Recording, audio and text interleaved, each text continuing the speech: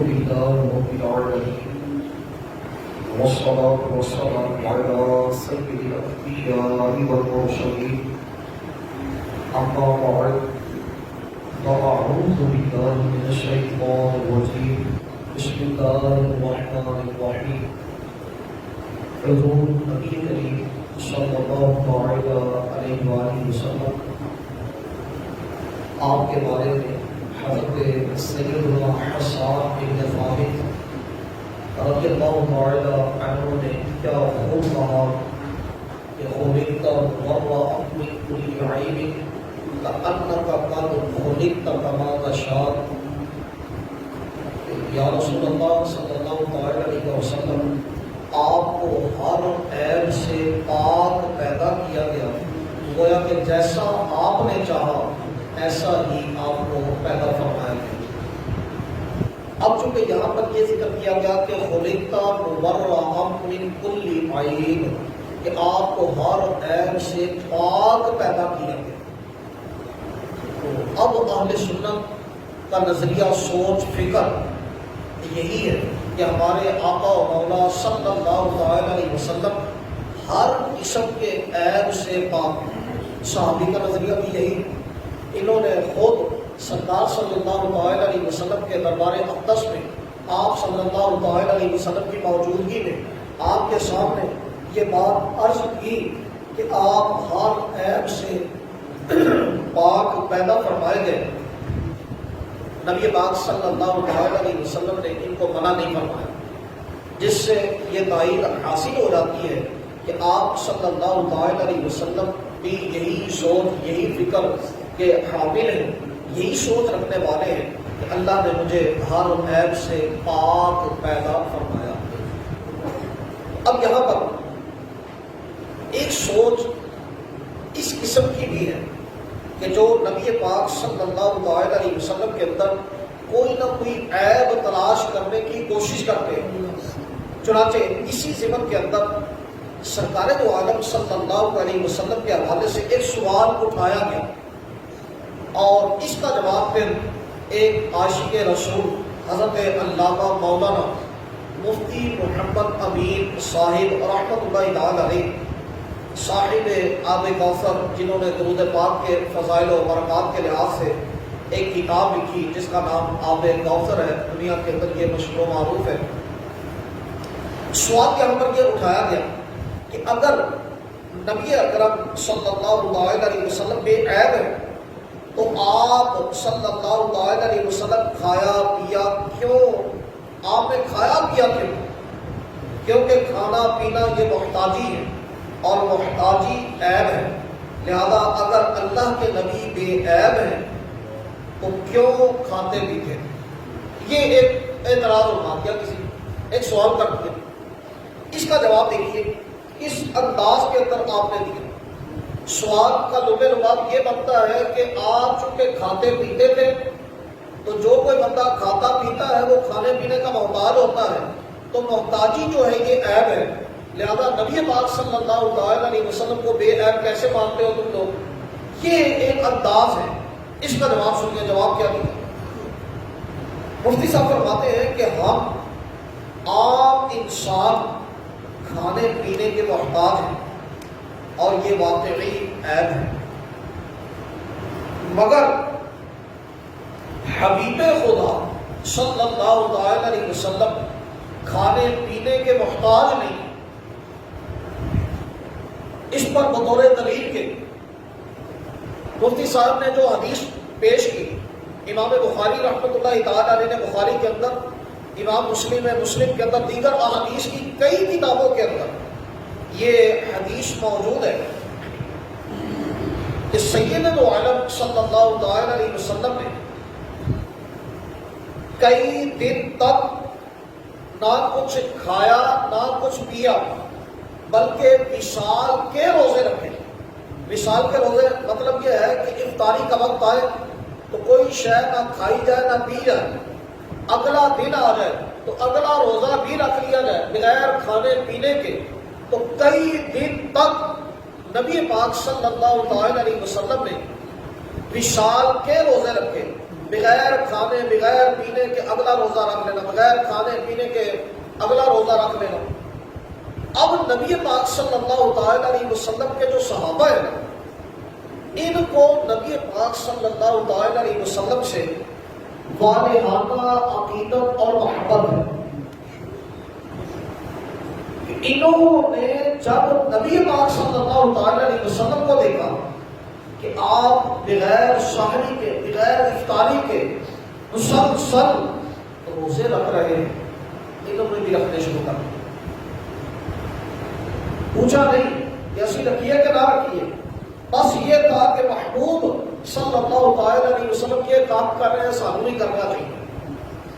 محبوب کی ادا کو ادا کرنا یہ محبت کی علامت ہے کہ محبوب جو کچھ کرے سچے محب ایسا ہی کرے اور اس کے اندر کسی چیز کو آڑ نہ بنے۔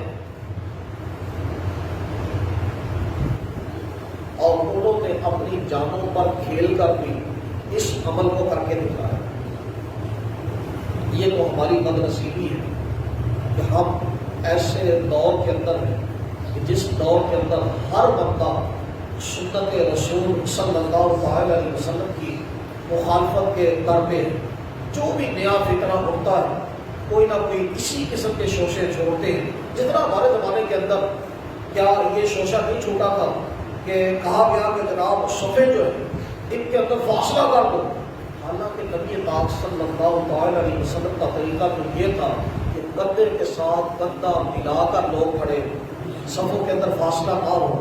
آپ جو فرض نماز ہے اس کے اندر فاصلہ نہ رکھا جائے، اور جو فرض کفایہ ہے یعنی نماز جنازہ ہے اس کی صفوں کے اندر کچھ فاصلہ رکھا جائے، اور جو فرض عین ہے 5 وقتہ جو نماز ہے ان کے اندر صفوں کے مابین فاصلہ نہ رکھا جائے، کندھے کے ساتھ کندھا ملایا جائے، اور اگر کوئی خالی جگہ نظر آ جائے اس کو پر کیا جائے۔ اس قسم کے ارشادات اور عمل صحابہ اکرام کے پائے جاتے ہیں، لیکن ہمارے لوگ اس کی بچیوں اڑا کر عجیب و غریب ماحول قائم کر دیا گیا۔ اگر دل کے اندر عشق مصطفیٰ صلی اللہ تعالی علیہ وسلم ہوتا تو بندہ یہ کہتا کہ سنت پر میری جان بھی قربان، لیکن ایسا کام نہ کرنے دیتا۔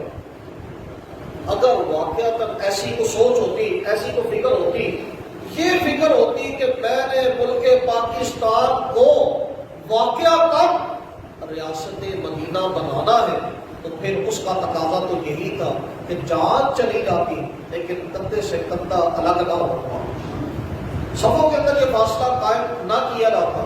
لیکن اس کا مطلب صاف واضح ہے کہ یہ نعرہ ہونے کے لحاظ سے تو ٹھیک ہے، لیکن جس پیرائے کے اندر یہ لگایا جا رہا ہے وہ انداز مناسب نہیں، یعنی عملی جامہ جو اس کو پہنایا جا رہا ہے وہ درست نظر نہیں آ رہا۔ اللہ ہدایت نصیب فرمائے۔ اب بات جو میں آپ کو عرض کر رہا ہوں کہ مفتی صاحب نے کیا دلیل دی، فرما رہے ہیں کہ نبی پاک صلی اللہ تعالی علیہ وسلم نے مسلسل وصال کے روزے رکھے، بغیر سحری کے بغیر افطاری کے اگلے روزے رکھ لینا۔ صحابہ اکرام نے بھی عمل شروع کر بغیر پوچھے، لیکن کیفیت ظاہر کے وہ بدل جاتی ہے۔ اسی صبح و سحری کریے، افطاری دے ویلے منہ لٹکے ہوتے، کڑیاں تے نظر ہوئی کدوں ٹائم ہوگا گا، کدوں افطاری کرا کے، کمزوری پیدا ہو جاتی۔ لیکن نبی پاک صلی اللہ تعالی علیہ وسلم کی اپنی کیفیت کہ آپ صلی اللہ تعالی علیہ وسلم باوجود اس کے کہ مسلسل کئی روزے رکھ چکے لیکن طاقت پیدا نہیں ہوئی، کوئی کمزوری ظاہر نہیں ہو رہی، لیکن صحابہ نے چند روزے رکھے کمزوری نظر آنے لگی۔ محبوب کریم صلی اللہ تعالی علیہ وسلم نے پوچھا تمہیں کیا ہو گیا کہ تم کمزور ہو گئے؟ عرض کرنے لگے کہ ہم نے بھی وصال کے روزے رکھنے شروع کر دیے، کہ آپ کو دیکھا کہ آپ مسلسل روزے رکھ رہے بغیر سحری بغیر افطاری کے، تو ہم نے بھی شروع کر دیے۔ اس موقع پر میرے اور آپ کے آقا و مولا صلی اللہ تعالی علیہ وآلہ وسلم نے جو بات ارشاد فرمائی وہ کیا تھی؟ اس کے کلمات مختلف ہیں جو احادیث میں ذکر کیے گئے. مثلا یہ ذکر فرمایا کہ ایکم مثلی، تم میں میری مثل کون ہے. حالانکہ یہ ایک مسلمہ اصول ہے، ایک مسلمہ قاعدہ ہے. کوئی بھی نبی ہو، جو بھی نبی ہو، اس کی امت میں افضل ترین افراد وہ کہلاتے ہیں جو اس نبی کے ساتھ والے ہوتے ہیں، جو نبی کے صحابہ ہوتے ہیں، وہ امت میں سب سے افضل اور سب سے اعلیٰ ہوتے ہیں. تو اس اصول کے لحاظ سے اگر دیکھا جائے تو سرکار دو عالم صلی اللہ علیہ وسلم، آپ کے صحابہ آپ کی امت میں سب سے افضل ترین لوگ ہیں، سب سے بہترین لوگ ہیں، سب سے زیادہ عزت والے لوگ ہیں. جب وہ سب سے بہترین لوگ ہیں اور نبی پاک صلی اللہ تعالی علیہ وسلم انہیں یہ فرما رہے ہیں کہ ایکم مثلی، تم میں میری مثل کون ہے. یا دوسرے کلمات لست کاحدکم، کہ میں تم میں سے کسی ایک ہی مثل نہیں ہوں. یہ جملے یہ بتلا رہے ہیں، یہ انداز یہ بتلا رہا ہے کہ امت کے بہترین افراد، امت میں سب سے افضل ترین افراد، وہ بھی نبی کریم صلی اللہ علیہ وسلم کی مثل نہیں ہے. اور نہ ہی وہ مثلیت کا دعویٰ کرنے والے ہیں، نہ ہی کسی ایک نے بھی مثلیت کا دعویٰ کیا. جب ایسا ہے تو ایسی صورت میں یہ بات بالکل واضح ہو جاتی ہے کہ میرے اور آپ کے آقا و مولا صلی اللہ علیہ وسلم بے مثل و بے مثال. کوئی تجھ سا ہوا ہے نہ ہوگا شہا تیرے خالق حسن ادا کی قسم. یعنی نبی پاک صلی اللہ علیہ وسلم آپ بے مثل اور بے مثال. تو مفتی صاحب نے یہ حدیث بیان کی، یہ حدیث پیش کی کہ وصال کے روزے کے اعتبار سے نبی پاک صلی اللہ علیہ وسلم نے یہ واضح فرما دیا کہ آپ صلی اللہ علیہ وسلم جیسا کوئی دوسرا نہیں. اچھا، یہاں سے جو اصل میں استدلال تھا وہ کیا تھا؟ وہ یہ تھا کہ نبی پاک صلی اللہ علیہ وسلم کھانے پینے کے محتاج ہیں. تو اس کا جواب ہمیں یہ ملا کہ نبی پاک صلی اللہ علیہ وسلم کئی دن تک بغیر کھانے پینے کے مسلسل روزے رکھتے ہیں اور آپ پر کسی قسم کی کوئی نقاہت پیدا نہیں ہوتی، کوئی کمزوری پیدا نہیں ہوتی. اس سے یہ پتہ چل گیا کہ ہمارے نبی صلی اللہ علیہ وسلم کھانے پینے کے محتاج نہیں. تو جب محتاج نہیں تو پھر عیب کہاں پر رہا؟ ایک بات پھر اسی کو ایک دوسرے انداز کے اندر، ایک اور سوال کے انداز کے اندر پیش کیا گیا. اچھا جناب، یہ مان لیا کہ نبی پاک صلی اللہ علیہ وسلم کھانے پینے کے محتاج تو چلو نہیں تھے، لیکن آپ صلی اللہ علیہ وسلم نے کھایا پیا کیوں؟ اب یہ سوال اٹھا کہ نبی پاک صلی اللہ علیہ وسلم نے آخر کھایا پیا کیوں؟ محتاج نہ صحیح لیکن کھایا پیا کیوں؟ اس کا جواب دیتے ہوئے ارشاد فرماتے ہیں کہ بے شک ہمارے آقا صلی اللہ علیہ وسلم کھانے پینے کے محتاج نہیں تھے، کیونکہ محتاجی عیب ہے. اور ہمارے آقا صلی اللہ علیہ وسلم کو اللہ نے محمد بنا کر بھیجا. اور محمد وہ ہوتا ہے جس کی بار بار تعریف کی جائے، اور تعریف اس کی جاتی ہے جو بے عیب ہوتا ہے. تعریف اس کی ہے جو بے عیب ہو. محمد مبالغہ کا صیغہ ہے، یعنی وہ ذات، وہ ہستی جس کی بار بار تعریف کی جائے اور تعریف بے عیب والے، بے عیب کی جاتی ہے. عیب والے کی تو مذمت بیان کی جاتی ہے. اگر کوئی جھوٹ بولنے والا ہو تو اس کی تعریف تھوڑے لوگ کرتے ہیں. اگر کوئی کسی کے ساتھ برا سلوک کرنے والا ہو تو اس کی تعریف تھوڑی کی جاتی ہے. اگر یہ لازم کر دیا جائے، یہ فرض کی طرح کر دیا جائے کہ جناب کندھے دے نال کندھا نہیں ملا دینا، تو دوسروں کی تعریف تھوڑی کی جانی، انہیں تو مذمت بیان کی جانی کہ بھائی یہ تو چنگا کام نہیں کرتا، تو برا کام کرنا ہے. تو سارے نبی صلی اللہ علیہ وسلم کے طریقے کی مخالفت ہوتا ہے، لوگوں کو نقصان ہے، تیرا ایک کام ٹھیک نہیں. یعنی یہ انداز اختیار کیا جاتا ہے. اس کی مذمت بیان کی جاتی ہے۔